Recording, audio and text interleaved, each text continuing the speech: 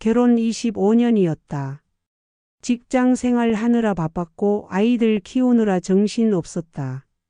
내가 집에 늦게 들어가는 날이면 아내는 말없이 밥을 차려줬다.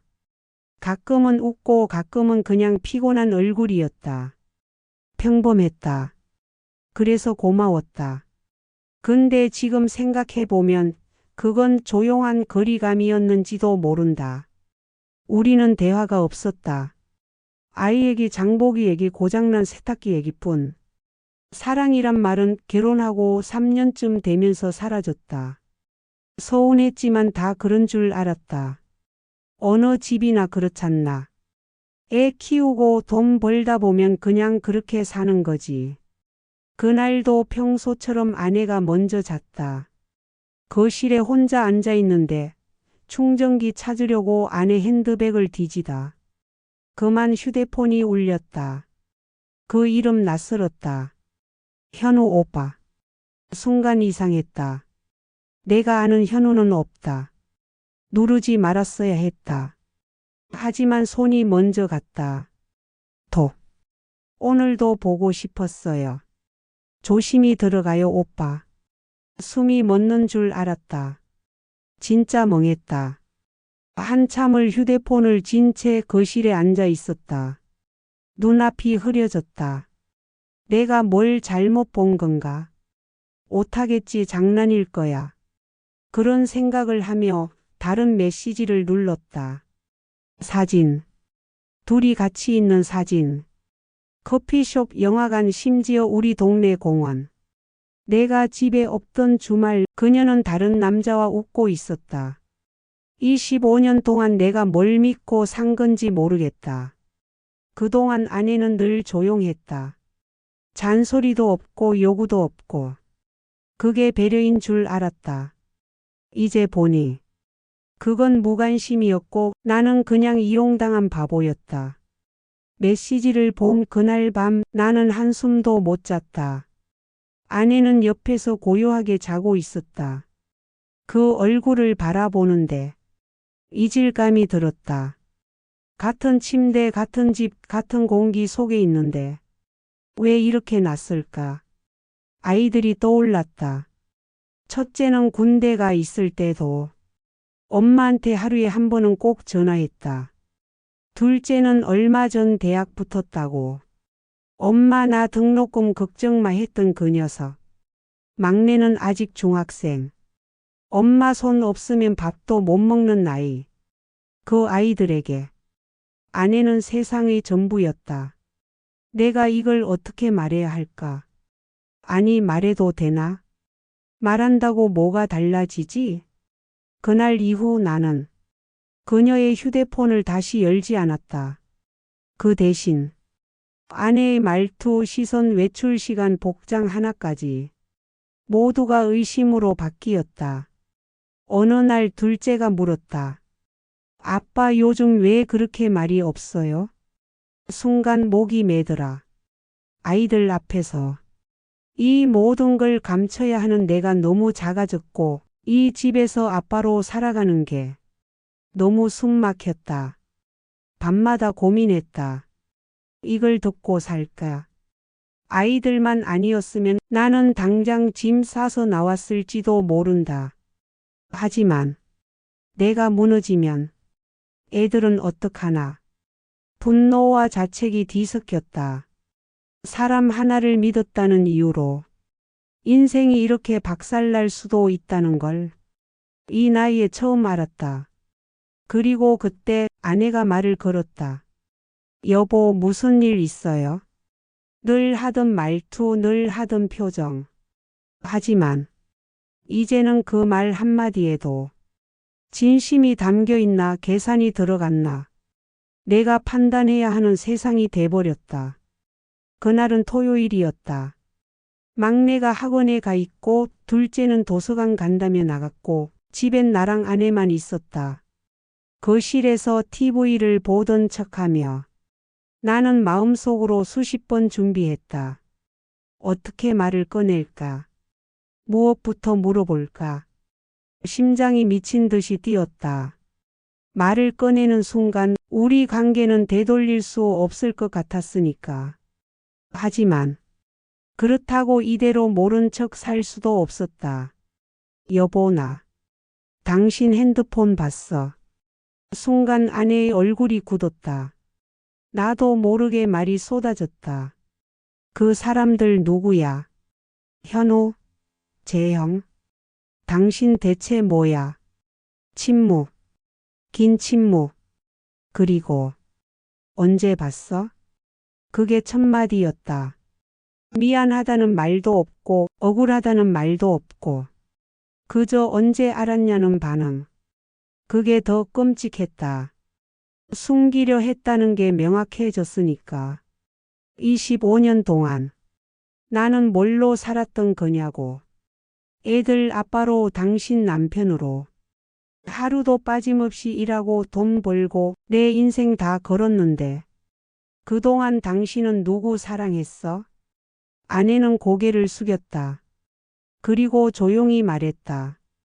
처음은 우연이었어. 그냥 말 걸던 사람 있었고 그게 위로가 됐어. 당신은 항상 바빴잖아. 나는 말문이 막혔다. 그 말 속엔 책임을 나에게 돌리는 뉘앙스가 있었다. 내가 바빠서, 내가 무심해서, 그래서 당신은 다른 남자를 만났다는 건가? 그럼 애들은? 우리 셋이나 되는 애들은 뭐야? 그 애들도 내 책임이었고 당신은 그냥 위로받으면 되는 사람이었어? 아내는 아무 말 없었다. 눈물조차 없었다. 그 순간 나는 이 사람을 더 이상 모르겠다는 확신이 들었다. 이 여자는 내가 사랑했던 그 여자가 아니었다. 대화를 나누고 난 다음 날 나는 혼자 방에 틀어박혀 지난 25년을 되짚었다. 언제부터였을까?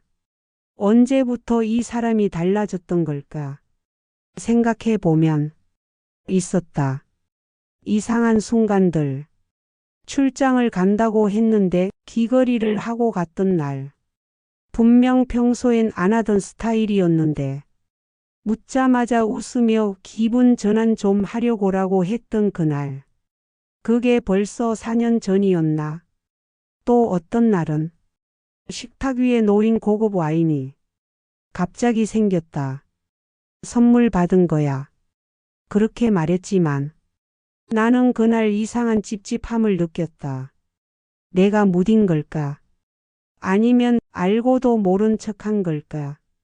나를 위해 살았다고 믿었던 아내는 어쩌면 자기만을 위해 살고 있었던 건지도 몰랐다. 휴대폰을 뒤적이며 그녀의 흔적을 다시 들여다봤다. 대화 목록엔 현우 오빠뿐 아니라 재형, 윤철, 기태 같은 이름들도 있었다. 그 중 일부는 이름조차 저장되지 않은 번호였다. 하지만 대화 내용은 명확했다. 오늘도 따뜻했어요. 고마워요. 다음 주엔 어디로 갈까? 오빠랑 있으면 내가 살아있는 것 같아. 숨이 멎는 기분이었다. 이건 단순한 외도나 바람이 아니었다. 이건 삶 전체의 이탈이었다. 그리고 아이들의 얼굴이 자꾸 떠올랐다. 이 사실을 알아야 하나. 그럼 애들은 얼마나 무너질까? 엄마를 원망할까? 아니면 나를 미워할까? 나는 그 아이들의 든든한 아빠로 살아왔고 아내는 그 아이들의 따뜻한 엄마였다. 그 환상이 이렇게 깨진다면 우리는 도대체 뭘 위해 살아온 걸까? 그날 밤 나는 아내의 얼굴을 다시 바라봤다. 그녀는 평온했다. 그저 하루를 다 산 사람처럼 아무 일 없다는 듯 잠에 들었다. 나는 그 옆에서 다시는 잠들 수 없었다. 사람이 왜 과거를 떠올릴까? 지금 현실이 견디기 어려울 때 사람은 기억 속으로 도망간다. 나도 그랬다. 이 상황을 감당할 수 없던 나는 아내와의 처음을 자꾸만 떠올렸다. 우린 대학 시절에 만났다. 도서관 앞 커피 자판기 앞에서 같은 종이컵을 동시에 집었던 게 시작이었다. 그때 그녀는 수줍었고 웃음소리가 참 따뜻했다. 나는 빠져들었고 그녀는 내게 점점 스며들었다. 사귄 지 2년쯤 되었을 때 우린 결혼을 얘기했다. 집안 형편도 좋지 않았고 직장도 불안정했지만 같이 고생하면 괜찮다던 그녀의 말에 나는 진심을 다했다. 결혼 후에도 처음 몇 년은 꽤 행복했다. 큰 돈은 없었지만 둘이 웃을 일이 많았고 아이들이 하나둘 태어날 때마다 서로를 안아주며 울기도 했다. 그런데 언제부터였을까? 애들이 커가면서 우린 점점 대화가 줄었다. 아내는 아이들한테만 집중했고 나는 회사 일에 파묻혔다. 퇴근하고 돌아오면 밥 먹고 뉴스 보고 각자 방 들어가고 서로 손 한 번 잡지 않은 날들이 몇 년은 된 것 같았다. 하지만 그게 문제라고 생각하지 못했다. 세상 모든 부부가 그렇게 사는 줄 알았다. 그녀는 불행했을까? 아니면 나는 그녀를 행복하게 해줄 능력이 처음부터 없었던 걸까? 과거의 기억을 아무리 붙잡아도 지금 이 현실이 바뀌는 건 아니었다. 나는 이제 이 결혼을 어디에 두어야 할지 도무지 모르겠다. 사랑했던 그녀가 지금 내 옆에 있는 여자인 게 끔찍하게 낯설었다. 한동안 나는 그냥 살아있는 연기를 했다. 출근하고 식사하고 아이들과 대화하고 가끔 웃기도 했다. 하지만 내 안에서는 무너진 조각들이 매일 부딪히며 소리를 냈다. 첫째가 군에서 휴가를 나왔다. 온 가족이 모처럼 식탁에 둘러앉았는데 그날따라 분위기가 묘하게 어색했다. 밥을 먹다 말고 첫째가 말했다. 아빠, 엄마 요즘 좀 이상해요. 뭔가 숨기는 것 같고 말도 자꾸 어긋나고. 나는 젓가락을 멈췄다. 아내도 순간 눈빛이 흔들렸다. 그런 말 하지 마, 오빠. 엄마 피곤하신 거잖아. 둘째가 얼른 끼어들었다. 막내는 아무것도 모르고 밥 숟갈을 들고 있었다. 나는 겨우 웃으며 말했다. 엄마 요즘 바빠서 그래. 신경 쓰지 마라. 그 순간 나는 느꼈다. 이 집안의 공기가 바뀌고 있다는 걸. 첫째는 예리한 아이였다. 어릴 때부터 사람 눈빛 하나로 분위기를 읽었다. 그날 밤 그가 내 방 문을 조심스럽게 열었다. 아빠, 진짜 무슨 일 있는 거죠? 나는 대답할 수 없었다. 무너진 진실을 아이에게 건넬 자신이 없었다. 그냥 조금 힘들다. 아빠도 사람이라 그런 날이 있지 않겠냐. 그 말에 첫째는 가만히 앉아 나를 바라보다 말없이 내 손을 잡았다. 저희는 아빠 편이에요. 무슨 일이든요. 그 말 한마디에 참았던 눈물이 왈칵 쏟아졌다. 내가 지키려 했던 것들이 아직은 남아있다는 걸 느꼈다. 하지만 그렇기에 더 괴로웠다. 이 가족을 지키기 위해 진실을 숨겨야 하는 내가 너무 비참했다. 첫째가 돌아간 후 나는 며칠을 멍하니 보냈다. 회사에서도 집중이 안 되고 회의 중에도 자꾸 다른 생각만 들었다. 이혼. 그 단어가 입안을 맴돌았다. 처음엔 그저 상상이었다. 만약 이혼한다면 아이들은 어떻게 될까? 그런데 점점 그 상상이 현실처럼 구체화됐다.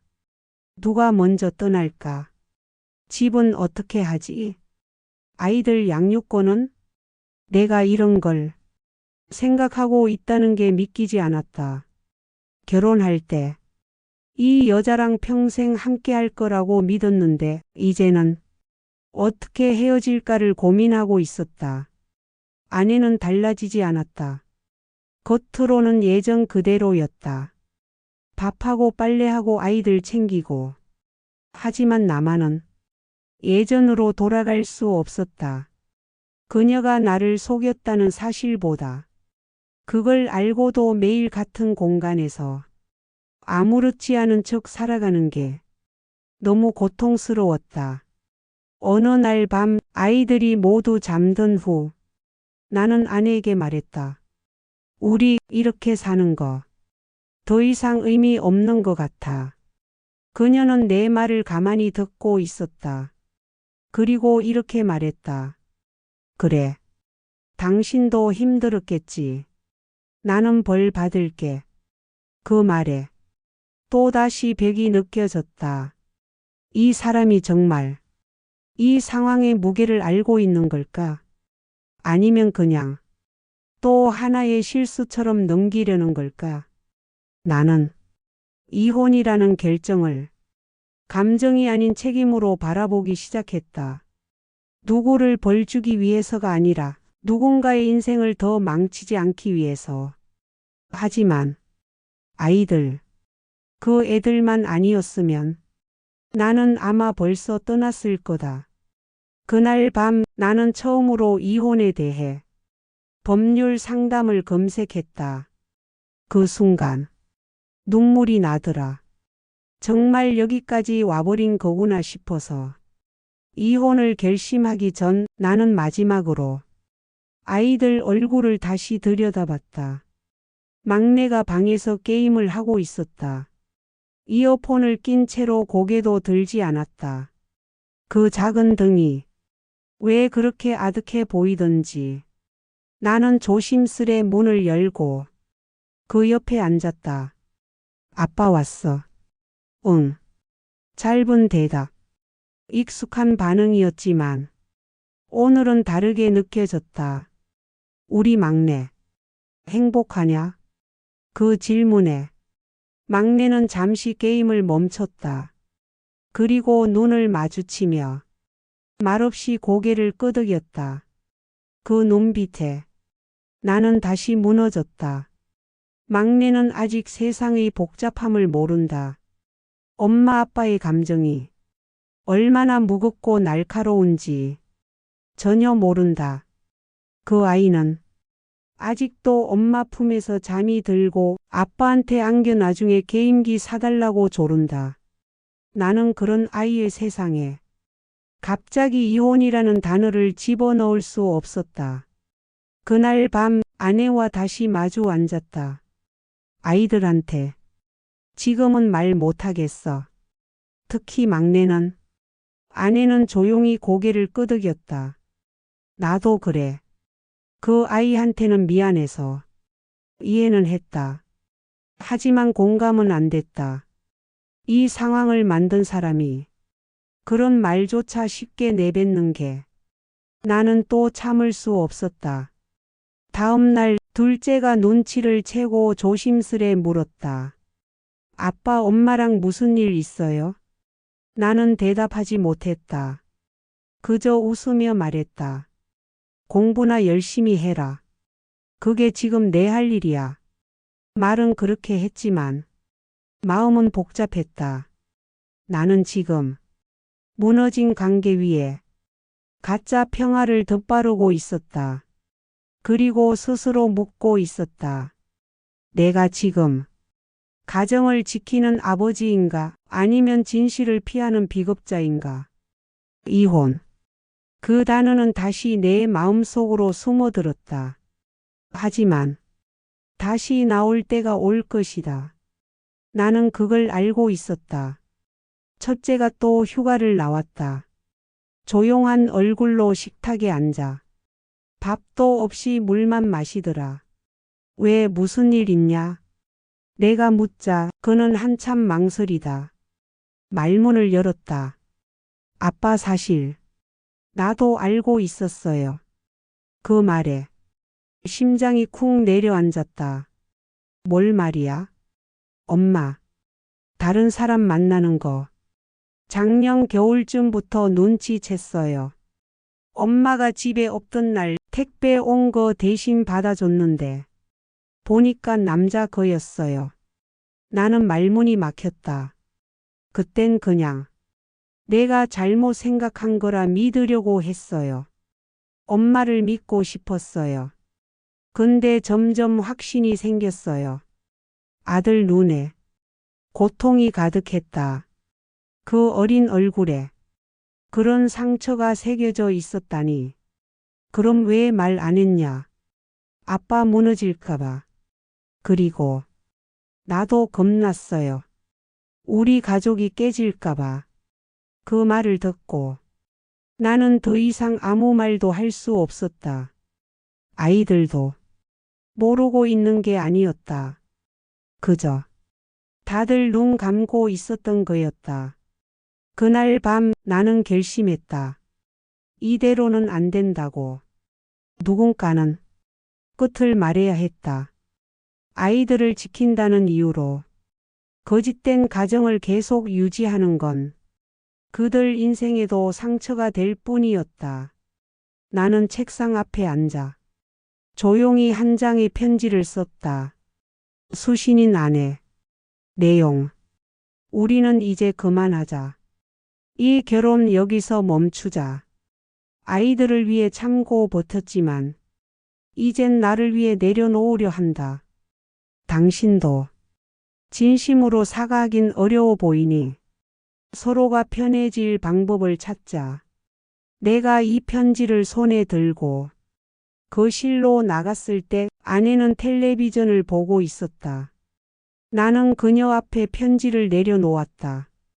그녀는 말없이 편지를 펼쳐 읽었다. 그리고 조용히 고개를 끄덕였다. 그래. 이젠 그게 맞겠지. 이혼은 생각보다 조용히 마무리됐다. 우리는 서로 변호사를 세우지도 않았고 재산 분할이나 양육권 문제로 싸우지도 않았다. 그저 이제 더는 안 되겠다는데 두 사람 다 동의했기 때문이었다. 아이들에게는 모든 게 정리된 후에 말했다. 막내는 울었다. 둘째는 침묵했고 첫째는 내 손을 잡았다. 잘하셨어요, 아빠. 이제 아빠도 아빠 인생 사세요. 그 말이 한편으론 위로였고 한편으론 미안함이었다. 아이들을 지키려 했던 내 선택이 그들에게도 부담이었구나 싶었다. 이혼 후 나는 작은 원룸에서 혼자 살게 됐다. 밥을 차리는 것도 빨래를 돌리는 것도 모두 서툴렀다. 하지만 이상하게도 마음은 더 조용했다.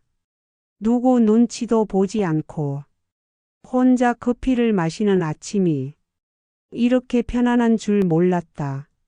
사람들은 종종 묻는다. 후회 안 해요? 25년을 함께한 사람인데 나는 웃으며 대답한다. 그 25년을 지운 게 아니라 이제라도 내 1년을 제대로 살기 시작한 거예요. 나는 지금 조금 외롭고 조금 무섭지만 그 어느 때보다 나로 살고 있다.